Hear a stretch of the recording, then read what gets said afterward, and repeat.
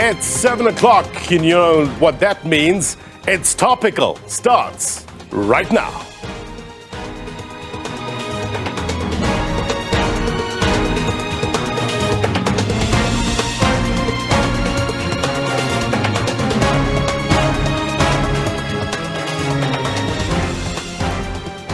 A very good evening to you, South Africa, those watching around the world. My name is Blaine Herman, and this is It's Topical. Our digital audience will join us in a short while. Really looking forward to taking their questions for our guests in a little while. July 2013, significant. Why? A political party was formed that will, in just 10 years, change the political landscape as we knew it. At the time, the economic freedom fighters positioned itself around objectives such as the expropriation of land without compensation, which they said would benefit the black landless majority and consequently see them gaining economic freedom in their lifetime. It's now the third biggest party in South Africa. Their political posture, described as militant, radical. Agree or disagree with them. One thing's for sure, the party has injected energy into the political environment. And, be fair, it has shown growth in the national and provincial elections. Questions: how sustainable is this trajectory? And do they have the policies and leaders that will stand the test of time? We will discuss. Which leads us to the question of the week. And we're asking you, what's your impressions of the EFF's 10-year anniversary celebrations yesterday? Let us know at It's Topical SABC. Let's get you some context now with regards to how this party, in just a space of a decade, has changed the political environment. Who's their anchor tenants? Who's their base, in other words? Where is the space for the EFF to grow and expand their base? And the big question is, how loyal are they to the party? Let us know at It's Topical SABC. Perspective coming up. Julius Malema, Julius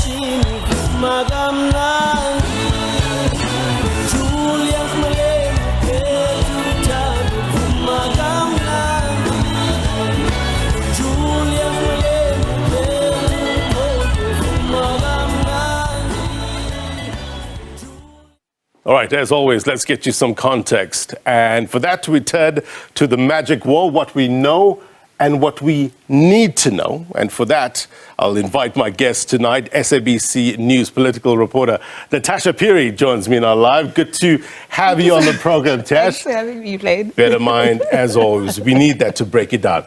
So you've been covering the EFF for many years, so you have unique perspective. Let's run through this in terms of the establishment of the EFF, right? So we know this was a pivotal moment when Julius Malema got expelled from the ANC. Right? Yes. We fast forward to 2013, and that's where the party was established. The EFF, definitely. Then now we go here. What would you say is the main attraction to this party as it grows over the years? Well, Blaine, they appeal to those who are poor. Yeah. They appeal to the elderly, but the youth as well. Yeah. I mean, yesterday they indeed filled up the FNB Stadium, which is a 94,000-seater stadium. Right. Just having conversations with our political editor, Mzwandile Mbeche, they actually exceeded the number because they had to actually open the stadium open the pitch actually for members to actually come in. But I mean, their appeal is to the poor, to young people as well, which were actually filled the stadium yesterday. But like you said, Blaine, I mean, you look over the past 10 years of the EFF and the trajectory at the polls, the party has actually grown substantially, like you actually said in your slide. You look at the 2014 elections, which is a year after they were actually formed, or the party was actually formed. They actually bagged 6.35%, which actually constituted 25 seats in Parliament. You move on to the 2019 elections, and they got over 10%, which actually constituted 44 seats in Parliament. So, like it or not, the party has actually grown, and the party actually wants to grow further come next year. So we see, as you were talking here, the local government as well as provincial elections, national elections, all up. So where is the room to expand in 2024? Well, their expectations, and yesterday just speaking to their leadership, they actually want to take it all next year. But, you look at the numbers and you're like, could they practically actually take over government? It remains to, it remains to be seen. Yeah. They're going to be launching their election campaigns in February next year. Right. Correct me if I'm wrong, but their aim is they want to take over the ANC government. Right. I want to have a look at what this party stands for and the so-called non-negotiables, the cardinal pillars. So this is basically what they put out there, what gets the attraction in terms of the electorate. What do they stand for? So the EFF stands for the 7 non-negotiable pillars, like you've correctly said: expropriation of land without compensation, the nationalization of mines, banks and other strategic sectors, building state and government capacity, free quality education and healthcare of houses. But, the argument is that are they actually feasible or not, So these are just some of the, pundits have been saying that, listen, yes, you've got all these good policies on paper, but are they actually feasible or not? So it remains to be seen. It's a big question. Yes. So some of the notable campaigns and some controversies, right, listed here. Definitely. We know that we heard from Julius Malema yesterday speaking about this, saying that the party was smeared as VBS looters. Yes. None of their members have appeared in court in terms of that. I want to know, how are the successes as well as the controversies shape perception out there? Perception is everything, Blaine. But I mean, the EFF is known to be a party of maybe doers. Yeah. You mentioned your bursary funds. You've got the Labour desk. Who forgets? Who could forget the Clicks Must Fall, campaign that they actually had in 2020? And the EFF is known as a party that actually fights for the rights of workers. We recently saw that video trending not so long ago of a farm worker in the Free State being assaulted by a farm owner. The EFF is actually following up on that issue. I was speaking to Hlengwe Kalipi, who's the head of the EFF's Labour desk. And, she just set out a plan for the EFF that said that, listen, we want to do this. We want to do this in regards to championing the rights of, workers within the country. So there's just a lot. They also, going back to the issue of the Labour desk, the issue of insourcing of workers, how they've championed some rights of the insourcing of workers in institutions of higher learning and education, as well as some municipalities like Tshwane in Johannesburg. Right. Natasha, thank you very much indeed. It's not a goodbye. You're going to head out and speak to, gathered a number of students. You make me work overtime. It's part of the job, right? If anyone can do it, she can. Natasha Pire, thank you very much so indeed. much, We're going to touch base with Natasha in a short while, get a sense of what the youth are talking about in terms of ahead of 2024.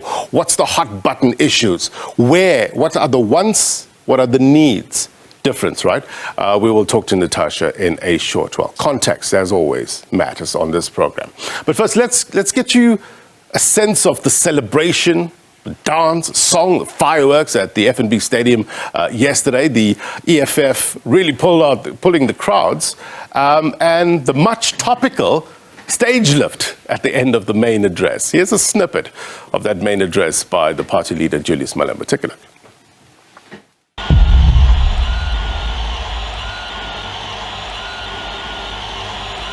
Tata, EFF, Tata! Tata, EFF, Tata! We are standing here, turning 10 years old, in front of the country, the continent and the world, because of those brave mine workers who defied the greed and the violence of capitalism and the state. Fellow fighters and soldiers of the revolution, we have arrived where the doomsayers never thought we would. They said we will never achieve 1% of the vote. They said our organization was formed out of anger and will never last.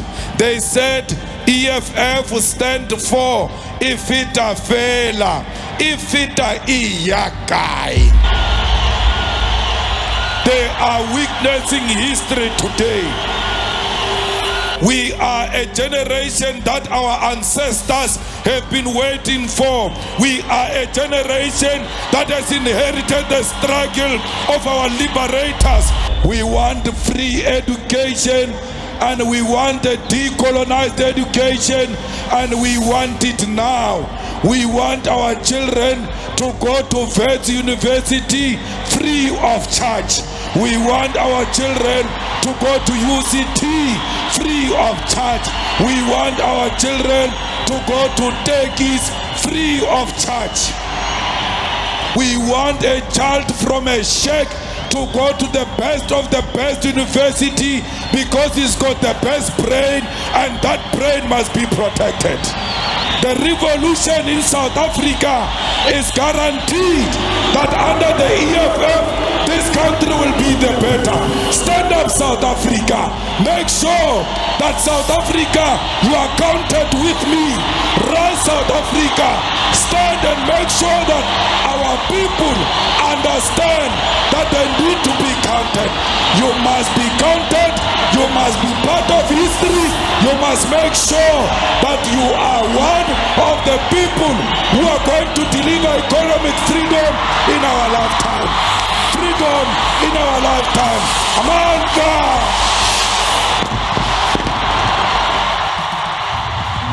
All right, at this point, let's take a look at our regular feature. And this is what people on the street had to say. Take a look. They thought that Julius was just a bitter comrade from the ANC who was just going to, form a party, and then maybe in the next 2-3 years or even less, then the party will eventually collapse. But 10 years later, we see that the party is growing and it's coming strong. I think it's had a significant impact because it's pushed the boundaries and it's challenged its opponents, particularly the ANC. And I think that's an important role that a opposing party should play.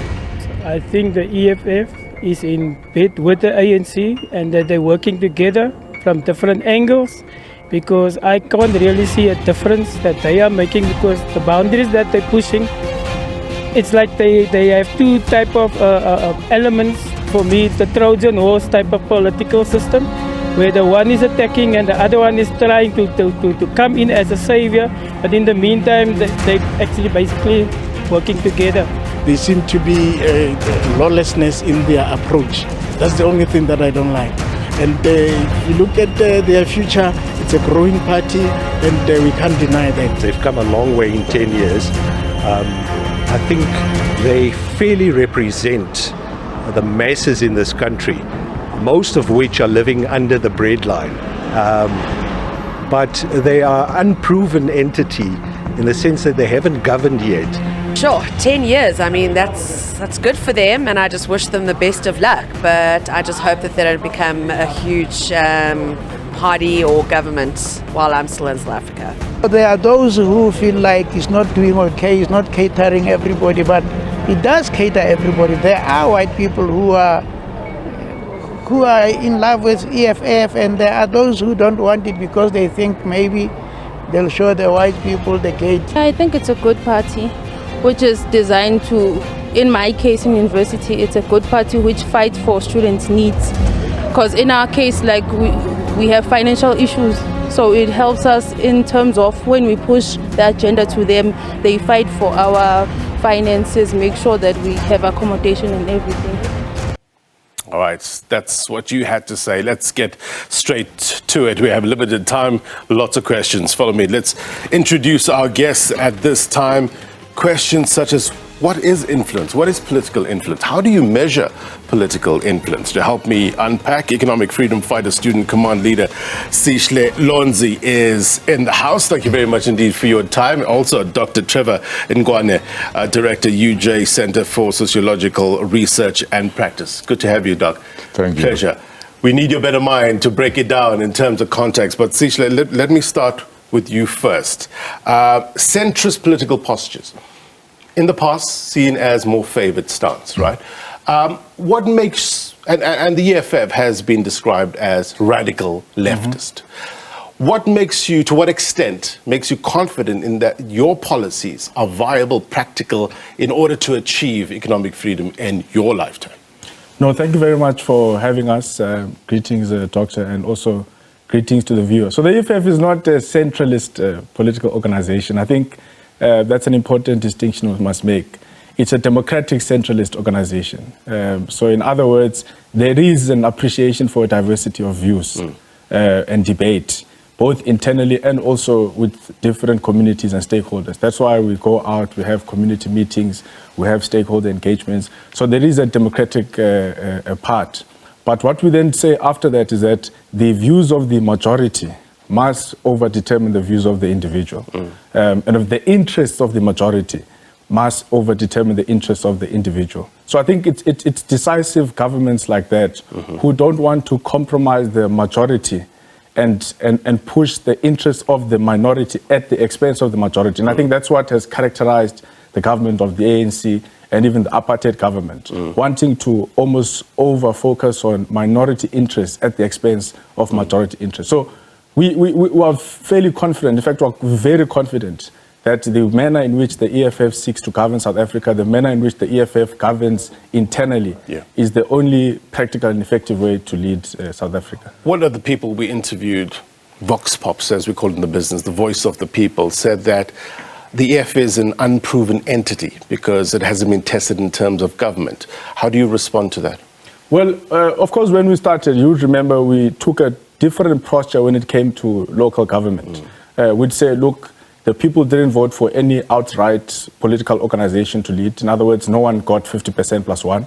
Therefore, when we see a candidate who presents the necessary policies that will speak to service delivery, we've opted to almost give our votes and not take part in government. But this time around, we've taken a different posture to say, we want the people to see what the government of the EFF would look like. And I think we've made that very clear. I mean, if you see the work we're doing in Ekurhuleni, if you see the work that we even were able to push in Joburg, even before we were in government, through the insourcing of workers, and if you see what we're doing in many of these other municipalities where we're in government with other opposition organizations, I think we're starting to demonstrate to the people of South Africa what a government of the EFF would look like. So I don't think there's much credit really to people who say the EFF has not shown what it can do in government.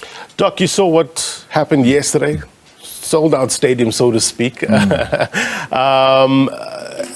it does not translate automatically to votes, right? Bottoms on seats does not translate automatically to votes. But what does this signal to the electorate? Yeah, well, firstly, thank you for being here and happy birthday to the EFF. Thank you. I mean, for anyone, if it's their birthday, we must celebrate. Yes. Yeah. We must get a cake on street.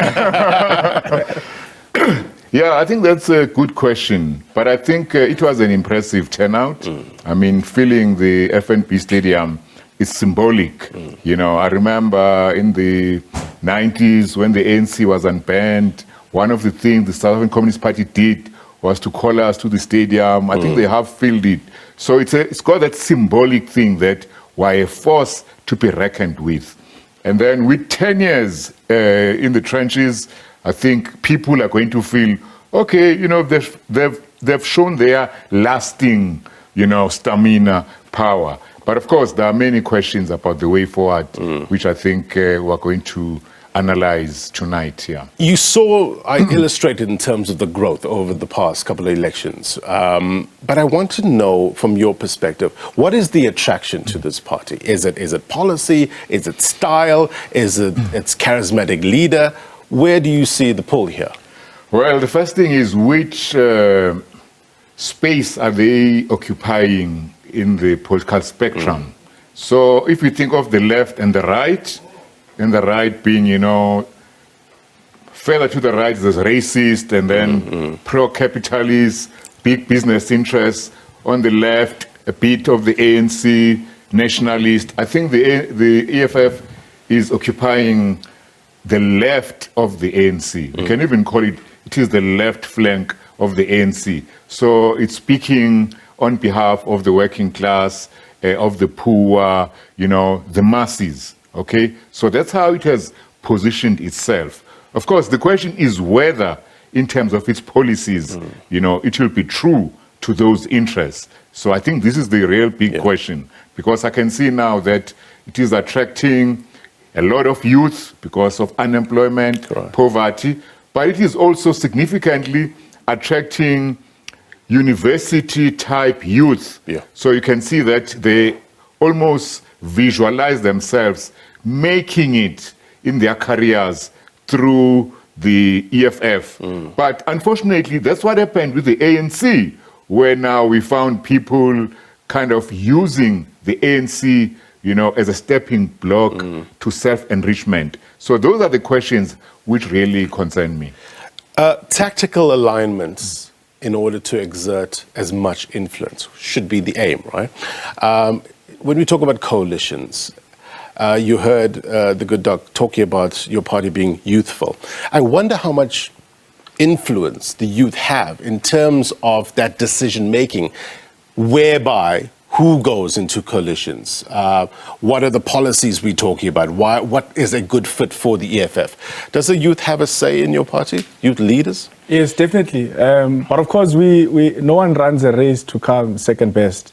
So if you look at the coalition debate, although we appreciate it, but we don't put too much emphasis on it as the EFF, because we're going into the 2024 elections to win them.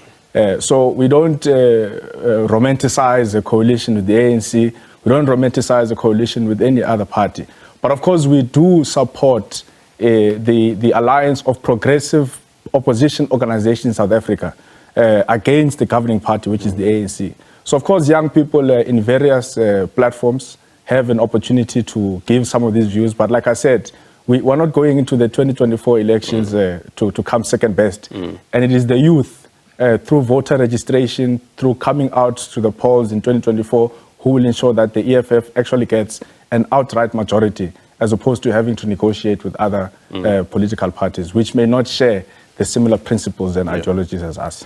You outlined certain caveats, Doc, and I was reading one of your opinion pieces where you said that the EFF should not play games with the political emotions and hopes of the South African youth, especially the black working class youth.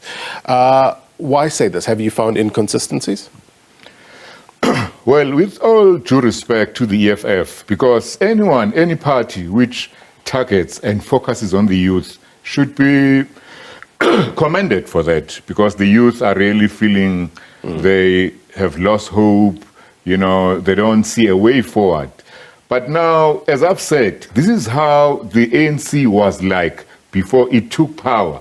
Actually, if you study the policies of the EFF, although, you know, they talk about being socialist, Fanonian, Pan-Africanist, etc., which is good, which I support. But those policies are almost the exact replica. They are the same as the ANC before it took power. So what it means is that there is that danger that the rhetoric will be radical today, but when the EFF actually takes power, it will turn around and try to find an accommodation with monopoly capital, with the big guys, and then dash once again the hopes of this generation of youth. The ANC has destroyed the hopes of millions and millions of youth. And my only concern is that the fighters must not do the same. How do you put safeguards there, Sihle, in order to prevent what the doc is saying from happening? Look, I think before I come to that question, because we must clarify this, because it comes out a lot on your media spaces and also in the socials that the EFF has somehow taken the policies of the ANC. Look, these are demands of the people of South Africa. Like there is no organization that can claim the struggle for land, for example. This is the struggle that belongs to the people of South Africa, who, when land was taken from them, they demanded land. There's no organization that can claim the struggle for, let's say, jobs. The people want jobs. So the role of the EFF as a vanguard movement is to become that vehicle that where the people speak through the EFF. So when people say, I find it quite funny when they say, look, the EFF has taken policies of the ANC. It's like, no, these are not policies of the ANC. This is not even us. We can't take ownership. These are the demands of the people. We are simply the vehicle to ensure that the demands of the people are able to be seen through. But to come back to your question, I think what makes the EFF a very important organization is that it's entrenched within the communities. So even when you see, for example, when we have to take decisions, so there's a recent decision that says when you want to, where we've won what councilorships and we want to advertise certain posts, we said in the EFF you must invite the whole community. So how it used to be done, obviously we know the ANC, that come, that employ their friends, their family, that do all. So the EFF is a communal organization that is in constant communication, constant contact with the people. I mean, in some instances, people say we have too many programs. That's precisely because we don't want to lose that touch. So I think what has made the ANC to lose itself, it lost the touch with the ground. It lost that touch with the people. It no longer communicated with the people. They existed they were the palace politics and they were aloof, and that's why they were able to forget. So the EFF, we can never forget, because at every instant, we're speaking to the people, we're communicating with our communities. Well, let's test that. I want to bring in Natasha Perry now, political reporter. She is live for us in Auckland Park, at the SABC, actually, with regards to what we're talking about, young people. And you heard Sihle, talking about that the party is very much in touch with the needs of the people. Let's find out if that's true or not. What's the sentiment on the ground, Natasha? Definitely, Blaine. Just talking about young people, we're actually joined by young gentlemen. It's quite unfortunate that there are no women here, but be that may, let's just actually pose some questions to the panels that we actually have here on the ground. Sir, thank you so much for joining us on SABC News. You were at the stadium yesterday. It was a show of force, show of unity amongst EFF members. Clearly, you were happy with what your president actually had to say. But I mean, as a young person, just reflecting over the past 10 years, has the EFF been a force of good over the past 10 years? Very much so, Natasha. I'll hold it for you. Okay, thank you. I mean, if you look at the influence that the EFF has had on many students, especially across all campuses in South Africa, I mean, we are trying very much, We are really trying to help everyone as much as we can, because it's not that easy, It's really not that easy. But, like you said, we are a very strong force, So, yeah. But do you share the same sentiments? Unfortunately not. I think firstly I'd like to congratulate the EFF on its 10th year anniversary. I think it's been, for me, yesterday was a concert. A very important point is that usually they have the rallies, the numbers show up, they go to the ballot box, they do not display what the rallies display. For me, the policies also do not speak to practicality. And it is true when it is said that it is an untested entity. It has not been tested. It fails in local elections to the coalitions. Today they sign, tomorrow people must resign. It is not trusted. How do we go along with a party that is not certain and firm in its decisions? So as much as it's doing well, it has managed to radically encourage and drag young people, but I feel like it's a trend. Young people are there, it is a trend, and unfortunately when it comes to the ballot boxes, the young people just go for other parties, so which is, for me, I'm not too sure if they are going to fulfill that which they ought to fulfill. Yeah. But you heard what your counterpart had to say. Yesterday was a show of force. I think over 100,000 EFF members actually went to the FNB Stadium. But unfortunately, like he said, it does not translate into votes. There's a problem when, people always say on Twitter, it's as if the EFF is actually going to win the elections. But coming to the votes, it's something different. Thank you very much. I think with regards to that is that there's a less participation of youth, as much as the guest speaker is somehow agreeing with the EFF, but is contradicting what has to be done by him as a young person in the country. We need to make sure that we go to our communities, we conscientize our masses and make them to be aware of the EFF policies, which speaks to everyone. I mean, like, for instance, if we're speaking of free education, we're speaking about nationalization of our assets. We want to have ownership of our economy. We want to have ownership of our banks, so that the state, when it's resourced to be able to offer affordable credit to the public institutions, we're going to have to achieve such. So if we're going to dilly-dally around the issue of cardinal pillars based on the limited thinking spectrum, we're going to have a problem. Thank you very much. But the 7 cardinal pillars of the EFF, some of them include the nationalization of banks, of mines, expropriation of land without compensation, free education, free housing, free sanitation. Do you think that these are feasible, and do they actually resonate with you as a young person? Yes, thank you very much for having me. Yeah, I do think it is feasible. It has been tried in multiple countries, like countries like Chile, they nationalized their mines. Even England did it after the World War II. So we cannot say just because here in South Africa we can't do it. But do you think our economy is ready for that?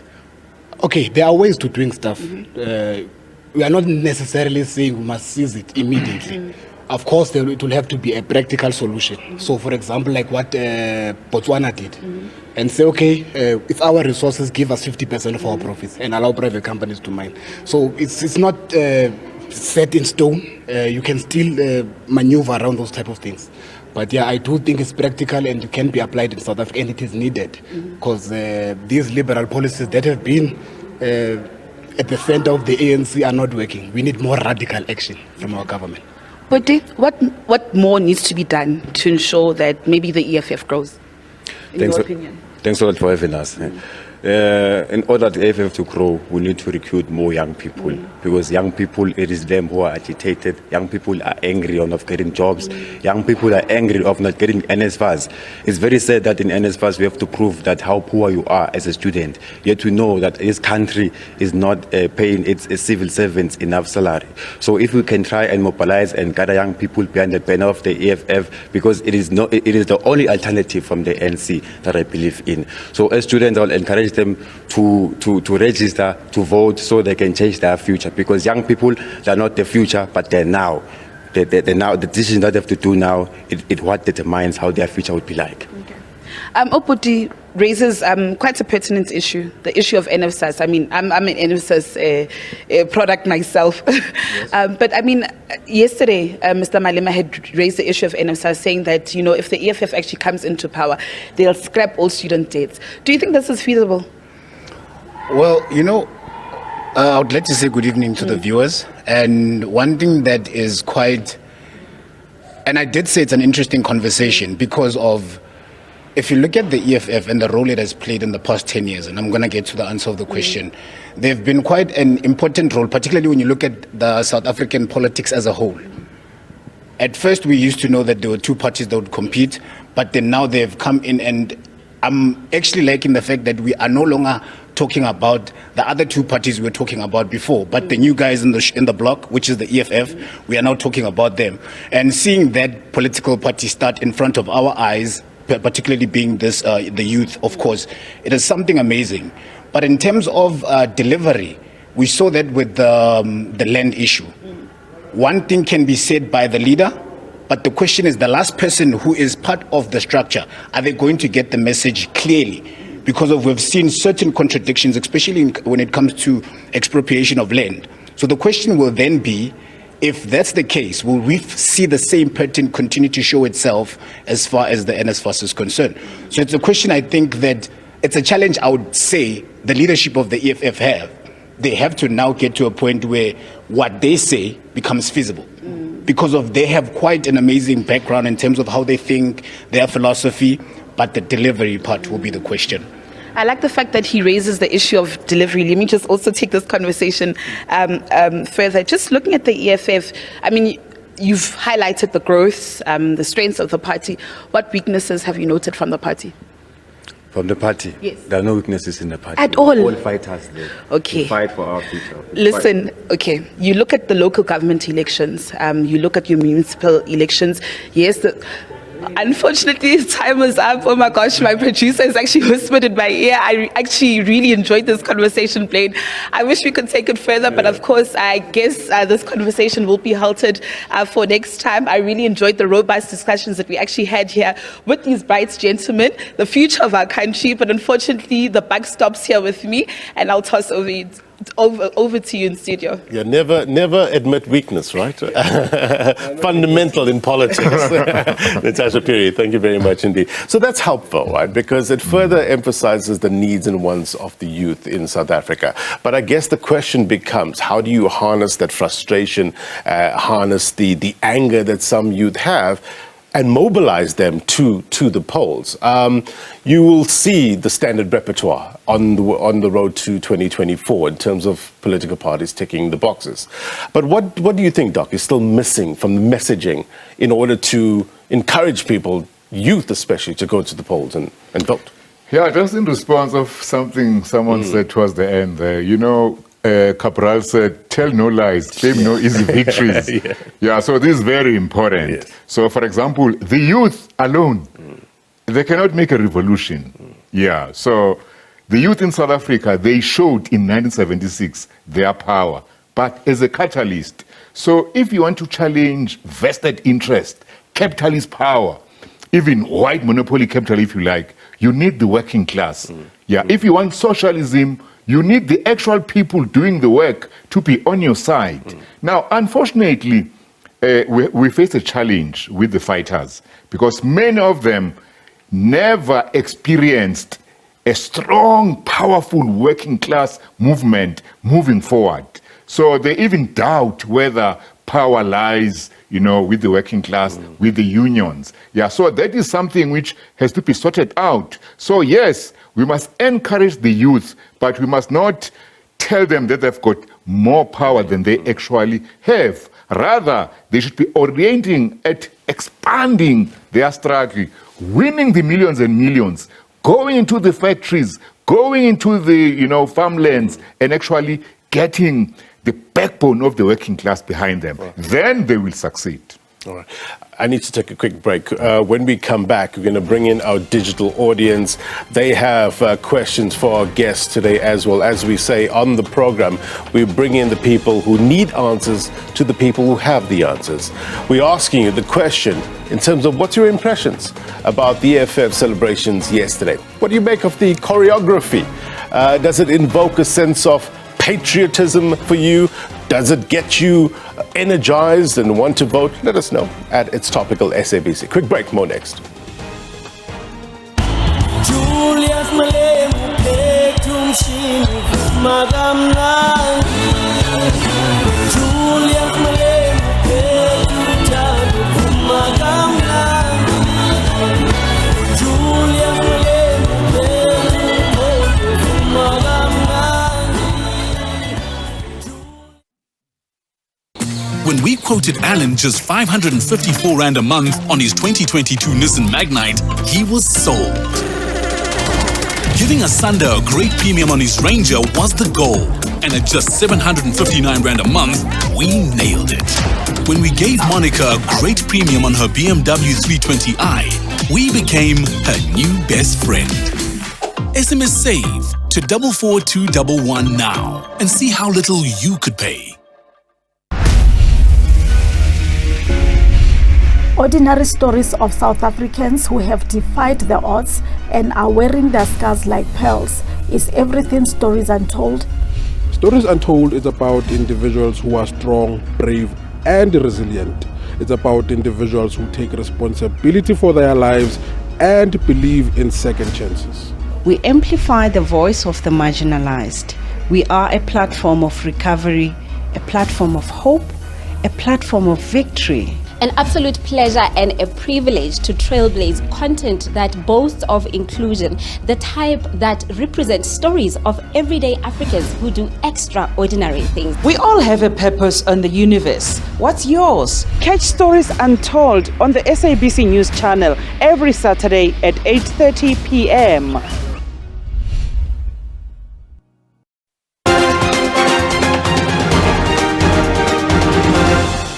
Welcome back. You're watching It's Topical. We want your impressions in terms of the EFF's 10th anniversary celebrations yesterday at the FNB Stadium. Huge crowds.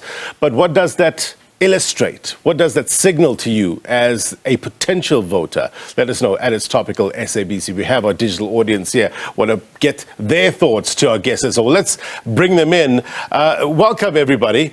Good to have you on the program. Questions, comments. Let's start with Nompilo. Good evening to you, presenter, and to the representatives and to the whole of South Africa. My name is Nompilo Nene.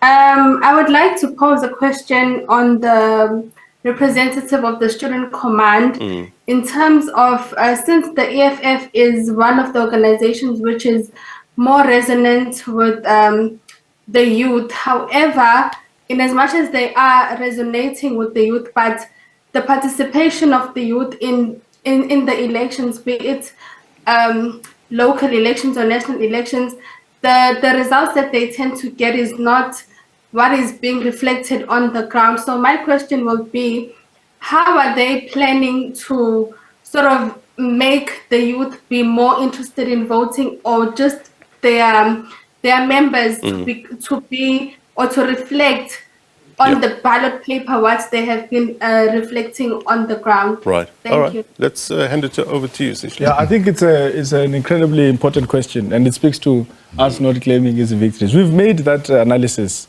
to say that although we, partly as students, as you see us winning multiple SRC elections across campuses in South Africa, we've made that internal criticism to say in the past we've struggled to convert our vibrancy in the campuses, our vibrancy even of our organization within our communities amongst young people, into the electoral growth and victory of the EFF. And currently we're undergoing a massive voter registration program which is designed to answer that question. In the EFF Students Command, we have the hashtag Votamtomcha, which we're running in all our campuses. We have the USSD that you can simply go on your phone and type *134 *20024 hash, and it takes you straight into an EFF platform and it takes you through voting. So we're rolling out that. We've made that internal criticism, but I think we're confident that come 2024, with the necessary intensity, we'll be able to convert that gain. All right, let's get another comment or question. Ntatuwa, let's hear from you. If you can unmute Ntatuwa. There we go. Yes, I want to understand what has been EFF's when it comes to EFF, what is its effect when it comes to democracy and strengthening democracy in South Africa in general? When it comes to democracy, are you saying strengthening democracy?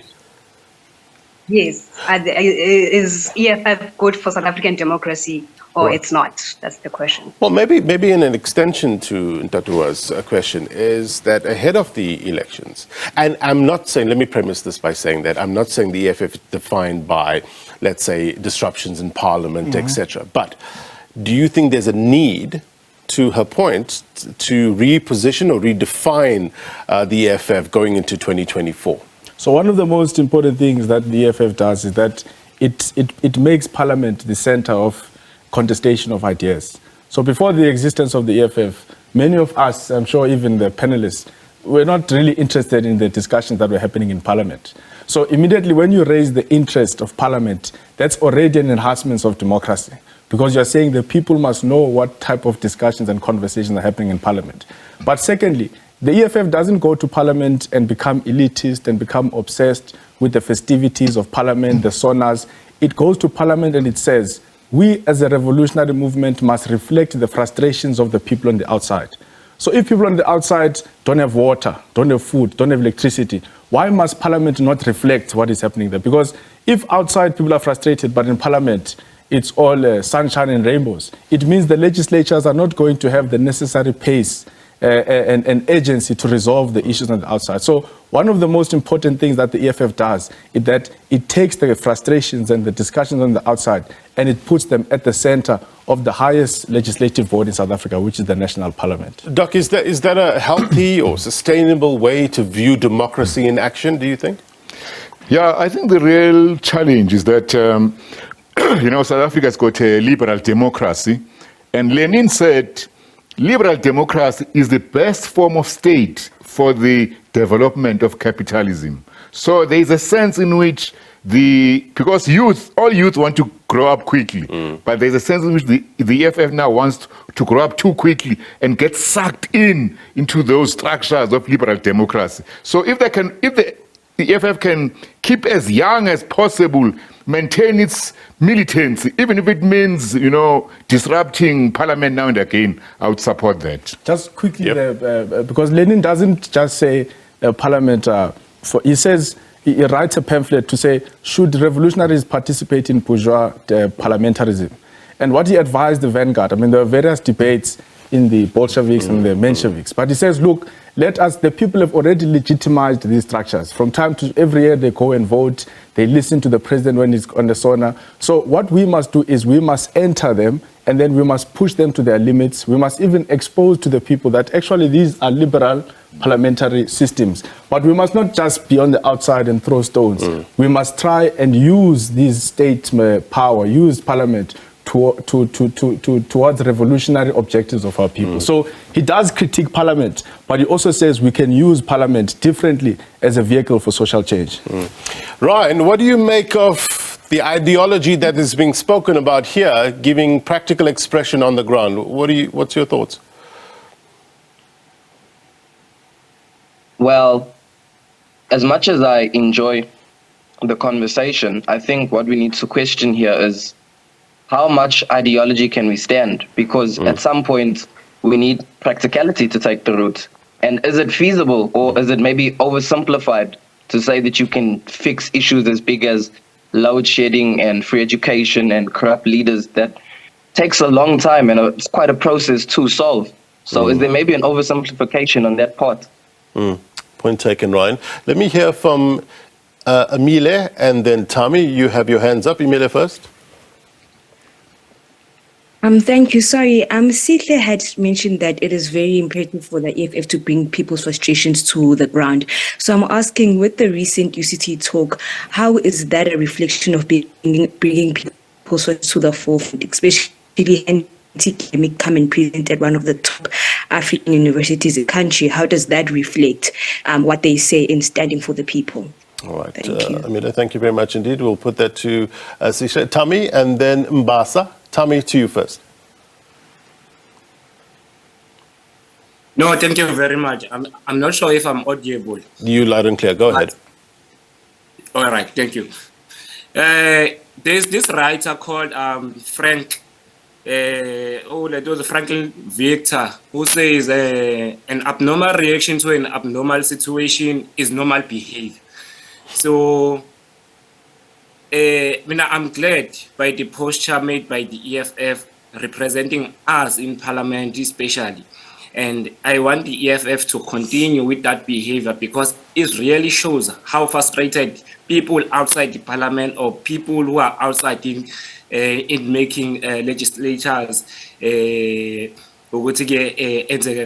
So the behavior of the EFF in these abnormal situations really represent and direct the frustrations of us as most vulnerable and marginalized people outside the table, or outside the dinner table. So I want the EFF through these past 10 years to continue to stand for what they've been standing for until free and well-resourced decolonized education is sustained, land expropriation is obtained, and nationalization of banks and mines is recovered into the state power. Thank you very much. Thank you, Tommy. Oops, did we lose our digital? We'll try to get them back in a short while. Let's pick. Oh, they are back. Okay, let's hear from Mbasa. Mbasa, if you can unmute Mbasa. There we go. Let's try that. No. Unmute Mbasa. Mbasa will come back to you. Tina Kahle, let's hear from you, Tina. Yes, briefly. When speaking about the EFF, there are 2 points worth consideration. Firstly, the EFF as a political trailblazer. Secondly, the EFF as the EFF concerning democratic centralism. Now, without a doubt, in the new democratic dispensation, the EFF is indeed a political trailblazer. The party has been able to make South African politics fashionable, and it has made the context within political participation to be active amongst young people. However, there seems to be a major problem in the EFF concerning democratic centralism. We seem not to understand whether leaders are appointed or elected in the party. It is an alarming factor to us to simply believe that the constituency of the EFF preferred Mr. Marshall Dlamini as opposed to Dr. Mbuyiseni Ndlovu as the Secretary General, or Mandla Shikwambane as opposed to Kanzolihle Boba in the Students' Command. So the EFF seems to have elements of elitism or elements of an aristocracy. So to the panelists, I wish to ask that, is it indeed falls on our side to presume that the EFF is a modus operandi of Animal Farm, because seemingly all fighters are equal, but some fighters are more equal than the others? All right. Sihle, do you want to tackle that? Yeah, so I mean, of course, it's a critique that we get a lot, both internal and external. But we reaffirm our position as a democratic centralist organization. I mean, if you look at, leave the ANC, but if you look at the other pop-up organizations that are forming now, your Herman Mashabas and all of them, they are actually literally appointing provincial leaders in their organizations. They're not going to an elective conference. But EFF has successfully sustained elective conferences where they go. The leadership doesn't get involved. I mean, I remember in one of the comments that our commander-in-chief made, he said, look, I prefer to come and speak at the end of the elective conference because I'm too honest. I'm worried that when I speak at the beginning, I may influence some of the decisions that the delegates want to take. So already you can see that there's an attitude from the leadership to not want to mingle or to get involved into the interests of the delegates themselves. So the EFF for me is a democratic centralist organization, and I don't have any sense of centralism. And then I don't know if I must touch on the UCT or you go to him and come back. I'll come back to you. Sure. I just want to pick up there where Sihle left off in terms of the leadership. I want to talk more style and substance and how what practical expressions it gives to the fighters on the ground, right? What do you make of Julius Malema's style? 10 years into this party, the way he's leading the party. What's your take? Well, I'm totally opposed to the style, because I'm concerned about what message he's giving to the youth, to the working class and the poor. Now, Karl Marx said, the working class is the revolutionary subject. He didn't say the leader. So this idea that there's a messiah, or what I can call the great guy theory of history, I think it's a problem. So I think South Africa, ordinary people, their problem is they have lost confidence in their own power. Remember, Mandela, the top leadership of the ANC was in Robben Island in exile, but the masses themselves resuscitated the struggle against apartheid. So we have to give power, we have to give activism to the ground and not give the impression that a party called the EFF alone and a leader called Julius Malema, is the messiah. So somehow doing that undermines that confidence, which is what must be restored. So I think that if the EFF can try and change its style a bit so that ordinary people, ordinary youth, ordinary workers feel as if they are the makers of history and they can do it whether Malema is there or not. Look, I think there's no data. I mean, there's no science that suggests that the president of the EFF is a messiah in the EFF. And I think the revelations of Ipsos make many of us sleep peacefully at night, because Ipsos says to me, now the EFF as a brand, as an organization, has started to become more popular than its leader. In fact, the popularity of the EFF has surpassed the popularity of its leader. What does that say to us? It means that the EFF has a life even outside of its leadership.